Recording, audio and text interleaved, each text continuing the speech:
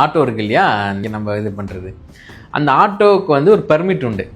Permit இருந்தால் தான் அந்த ஆட்டோ ஓட்ட முடியும். அந்த பர்மிட் வந்து இப்போ வந்து எல்லாருக்கும் ஈஸியாக கிடைக்கிது, அது தெரியும். அது யாரால் கிடச்சிதுன்னா கலைஞரால். ஆமாம், ஏன்னா அந்த பர்மிட் வந்து முன்னாடி 90s அந்த காலகட்டத்தில் வந்து ஒரு சில கார்பரேட்ஸ் இருந்துச்சு. அந்த பர்மிட்டோட விலை வந்து பார்த்திங்கன்னா சில லட்சங்கள்ல இருந்தது. 2 லட்சம் 2.5-3 லட்சத்தில் அவங்க போய் அவங்கள்ட்ட இது பண்ணி தான் பேசி அதிகமாக காசு கொடுத்து இது பண்ணி வாங்குகிற சுச்சுவேஷன்.